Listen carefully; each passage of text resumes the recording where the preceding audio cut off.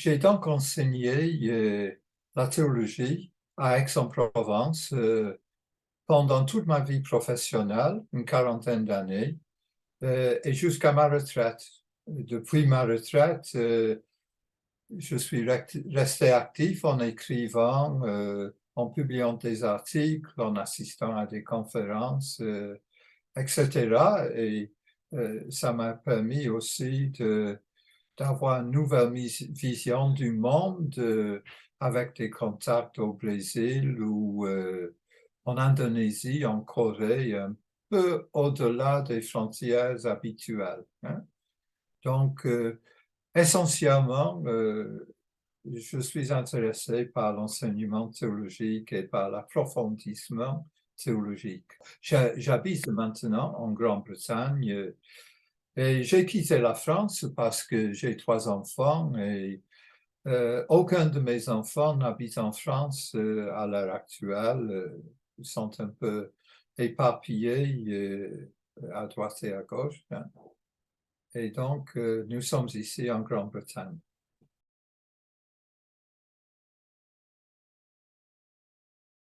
Il y a plusieurs raisons à cela. Juste un petit détail, ce livre est sorti en anglais et en français en même temps, hein. Donc, j'ai travaillé les deux en même temps. Et j'ai écrit ce livre parce que je venais de terminer un livre de théologie systématique publié par Excelsis, hein, sur la grâce de Dieu. Et là, je voulais écrire un livre peut-être un peu plus pratique, un peu plus simple, hein. Mais ce n'est pas pour cette raison que j'ai écrit ce livre. Il y a en effet, je pense, 3 raisons. Euh, vous voyez, je suis arrivé à un certain âge, hein, et on peut dire c'est le moment des bilans. Et donc, je me suis posé la question depuis quelques années, quelle a été ma croissance dans la foi en Jésus-Christ? Comment est-ce que je peux évaluer cette croissance? Est-ce que j'en suis certain? Est-ce qu'il y a des raisons visibles qui peuvent me donner une assurance que j'ai fait de mon mieux et que je n'ai pas stagné, hein? Donc, il y a sans doute derrière ce livre une préoccupation personnelle, une sorte de bilan de comment j'ai agi, comment j'ai profité de ma foi pendant ma vie, hein. Ça, c'est une première raison. Mais il y a une deuxième raison qui est collatérale, hein.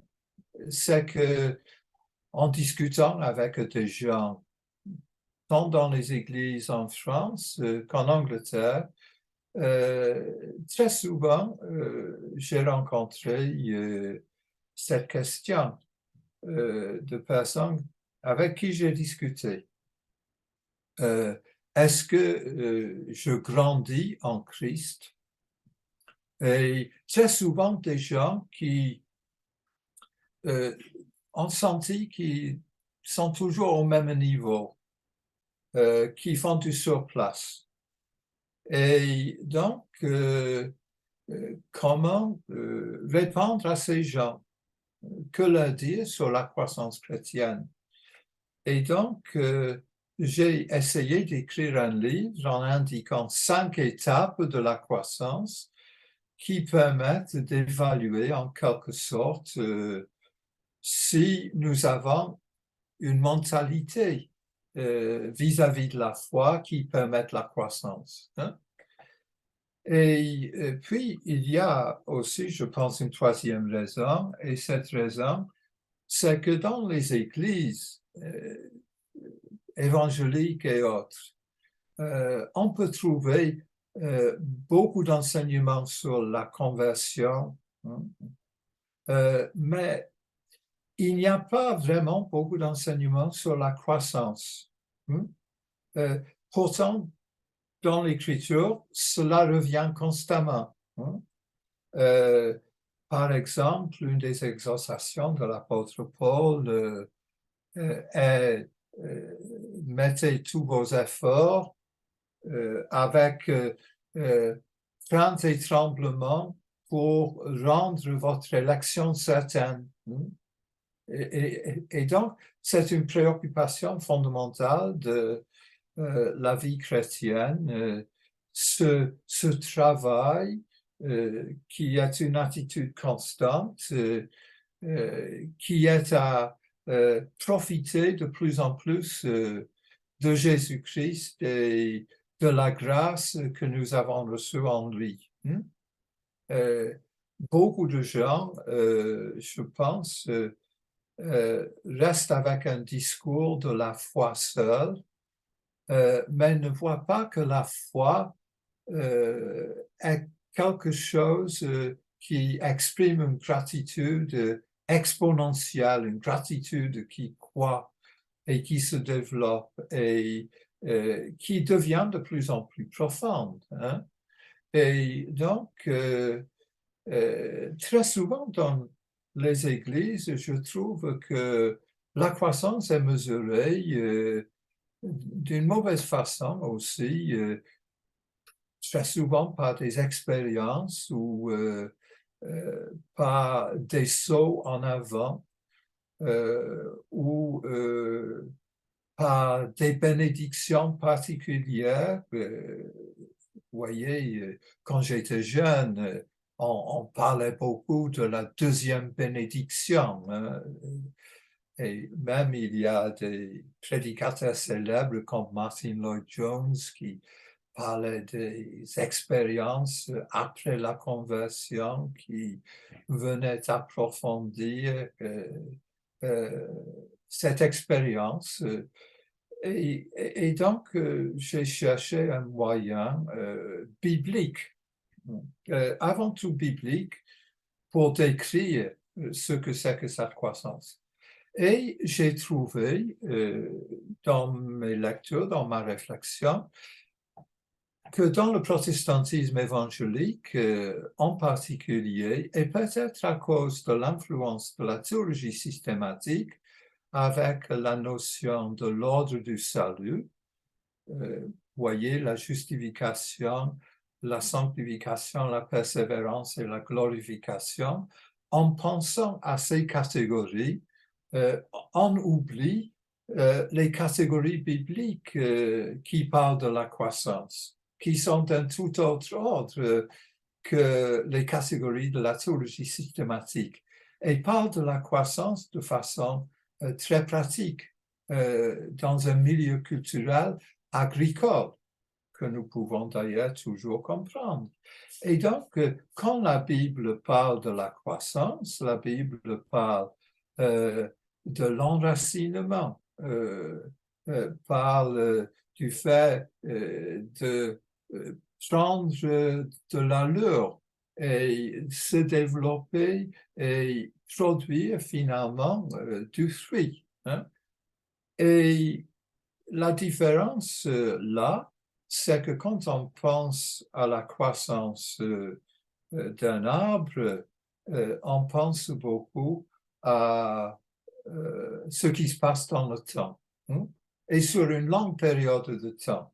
Et c'est pour cette raison aussi que dans ce livre, j'ai utilisé pas mal de descriptions du midi de la France. Vous voyez les cerisiers, on voit les fleurs, pas encore, et puis les fleurs des amandiers, cette avance-là.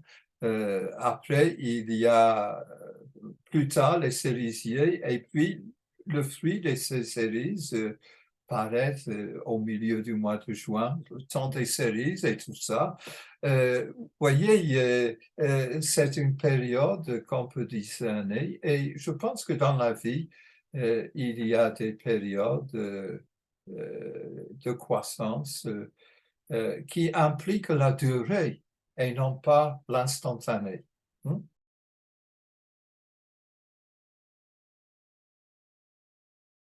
En réalité, la croissance dans la Bible dépend avant tout dans le Nouveau Testament, de notre union avec Jésus-Christ. Et donc, la croissance est en Jésus-Christ. Nous sommes implantés en lui, par une semence. Et cette semence prend racine. Les racines sont très importantes. Le parabole du semeur nous parle des semences sans racines. Alors, nous recevons la semence de Jésus-Christ par la parole, mais après, il faut que cette semence s'enracine en lui. Et après la semence, il y a la participation en Christ. Nous sommes nourris par Jésus-Christ. Je suis le vrai vigne, dit Jésus, demeurez en moi et moi je demeurerai en vous, et ainsi vous produirez beaucoup de fruits. Et Jésus parle aux disciples, il est en train de leur dire, demeurez ensemble en moi, c'est-à-dire dans le contexte de l'Église, dans le contexte de la communauté chrétienne, en demeurant ensemble en Jésus-Christ par la parole, par l'encouragement mutuel, nous stimulons les autres à produire du fruit. Mais tout cela, c'est la participation en Jésus-Christ. Christ, sa vie est en nous et nous sommes en Christ. Et donc, nous parlons de la croissance chrétienne, mais en réalité, c'est par l'œuvre du Saint-Esprit que la sève de Jésus-Christ coule en nous. Et notre croissance ne vient pas de nos efforts, de nos mérites, et voire même pas de nos bonnes œuvres. Notre croissance vient de notre dépendance à Christ et de notre réception et de notre vie par le Saint-Esprit de Jésus-Christ.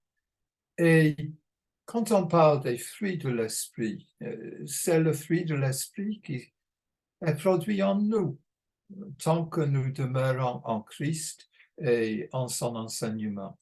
Et donc, pour moi, tout cela n'est pas un automatisme, c'est une dépendance personnelle et une communion avec Jésus-Christ lui-même. Et c'est notre relation personnelle toujours approfondie avec Jésus-Christ. C'est cela qui nous permet d'envisager la croissance et de persévérer contre vents et marées. Voilà, c'est comme cela que j'envisage un peu les choses. Alors tout cela vient d'images bibliques. Dans le jardin d'Éden, il y a les fruits que nous pouvons, dont les premiers humains pouvaient bénéficier. Il y a aussi l'arbre de vie. Dans le premier psaume, je pense que l'arbre qui est près des eaux, c'est Jésus-Christ lui-même. C'est une image de Jésus-Christ et c'est en lui que nous produirons du fruit. Et lui, dans l'Apocalypse, nous voyons, il y a l'arbre de vie dont les feuilles guériront les nations. Et donc, même au-delà, notre vie sera toujours en Jésus-Christ. Et tout cela est une constante dans la Bible, je pense. Mais ce qui me décourage, très honnêtement, c'est que dans nos milieux, et je ne juge personne, mais c'est quelque chose que je constate, c'est qu'on parle beaucoup de discipulat, mais on ne sait pas vraiment comment faire pour discipuler les gens, pour discipler les gens. Hein? Oui, on est converti et puis après, venir à quelques études bibliques toutes les semaines et assister au culte, etc. Mais la pratique de former les gens, de les discipler pour qu'ils grandissent en Jésus-Christ, je pense que nous n'avons pas énormément réfléchi à cela. Et c'est cela que j'espère pouvoir stimuler chez certaines personnes. Voilà.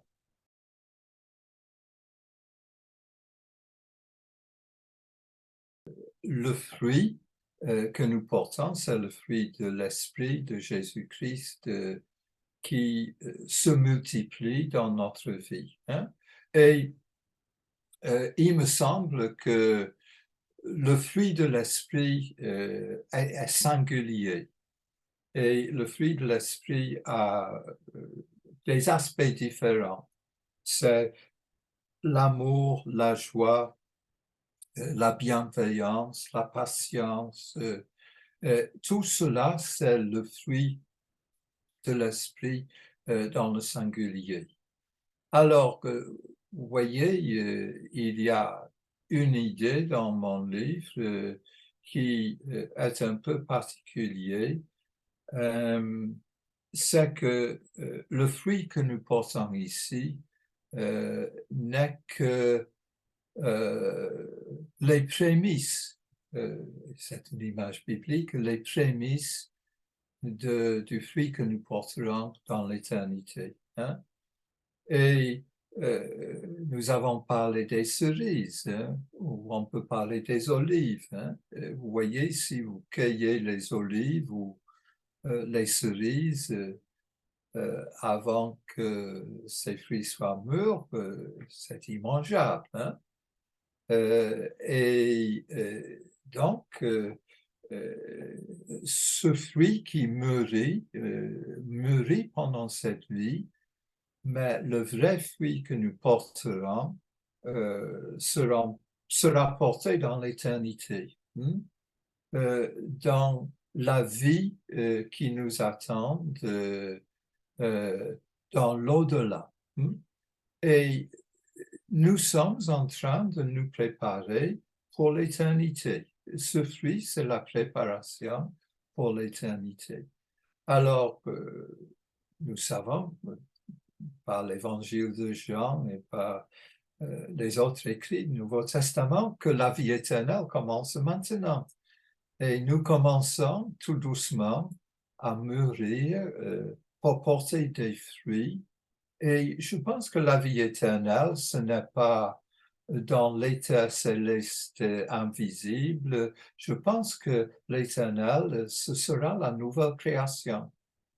Et dans la nouvelle création, nous arriverons à la stature complète en Jésus-Christ, qui, dans notre corps ressuscité, complétera ce que nous avons commencé ici. Et donc, je ne le dis pas dans le livre, mais on peut réfléchir à cela aussi. Même les choses que nous faisons qui ne sont pas soi-disant spirituelles, par exemple, les projets culturels, même cela, quand c'est beau et quand c'est bien, cela est un fruit qui sera porté jusque dans l'éternité. Donc, ce que nous perdrons, ce sont nos ténèbres, ce sont nos péchés, c'est la mort. Et tout ce que nous pouvons faire ici pour dire nous sommes dans la création de Dieu sera, je ne sais pas, mystérieusement, de façon transcendantale, que nous ne pouvons pas imaginer, reproduit au niveau de l'éternité, dans la nouvelle création, qui sera un monde nouveau, hein, avec Jésus-Christ au centre.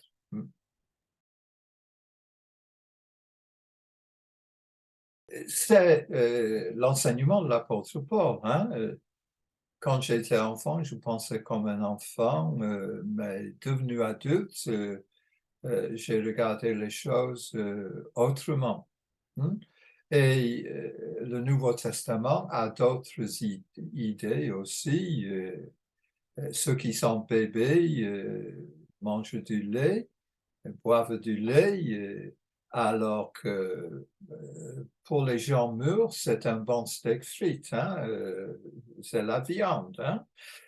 Je pense que le contraste est entre le lait et la nourriture solide. Hein. Si vous êtes végétarien, cela m'est égal, mais vous avez besoin non pas de lait d'amande, mais de la nourriture solide. Hein? Donc, c'est là le contraste entre ce qu'on peut imbiber étant petit enfant et ce qu'on peut digérer quand on devient mûr.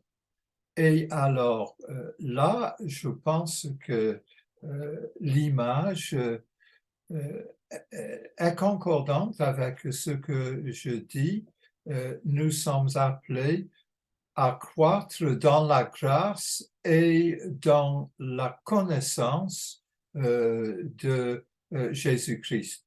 Alors, j'insiste beaucoup sur le fait que nous grandissons et nous mûrissons en mieux connaissant Jésus-Christ. Et cela veut dire une connaissance pratique de la parole de Dieu et un approfondissement de la parole de Dieu, de ses enseignements. Et donc, une chose que je cherche à faire dans mon livre, c'est de montrer comment on peut de différentes façons utiliser l'enseignement biblique pour compléter notre connaissance, pour approfondir notre connaissance de Jésus-Christ. Et ce n'est pas de la théologie, mais c'est de l'enseignement. Ce n'est pas du dogme, mais c'est la doctrine. Hein? Et c'est la sainte doctrine, comme dit l'apôtre Paul à Timothée. Hein? Garder la sainte doctrine. Hein?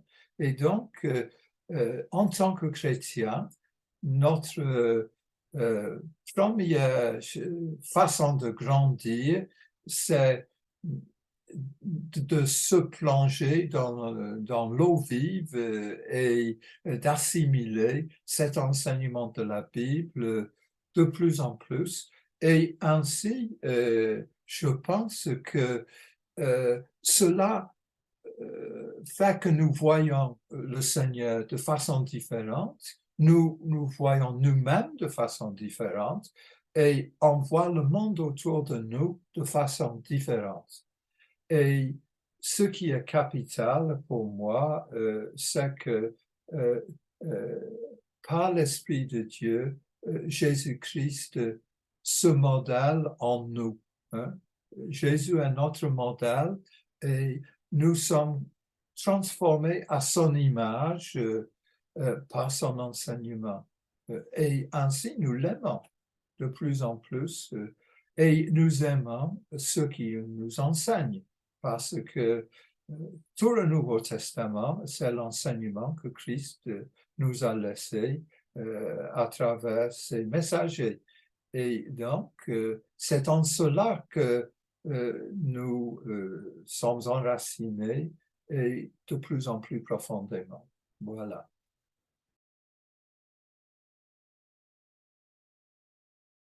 Vivre la vieillesse est quelque chose qui est une expérience nouvelle pour nous tous, hein. Et je sais que des Lumières, comme Jean-Jacques Rousseau a dit,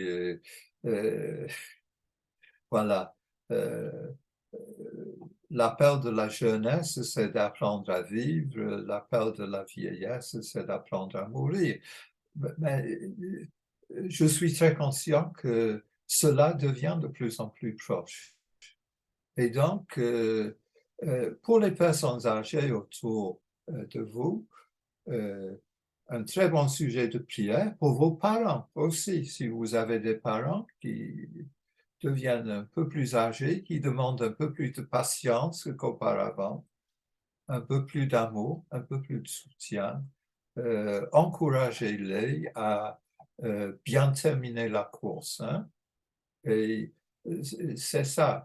James Parker a écrit un livre à ce sujet sur la vieillesse, bien terminer la course. Et je pense que c'est ce que nous voudrions faire. Et c'est ma prière pour les personnes âgées autour de moi, que nous ayons non pas l'amertume d'être vieux dans ces jours, mais que nous avancions dans la joie que on sera bientôt, oui, avec le Seigneur, hein, et que nous vivions euh, bien cette dernière étape pour sa gloire, comme tout le reste de la vie, comme on a cherché à le faire, qu'on continue à être consistant avec soi-même.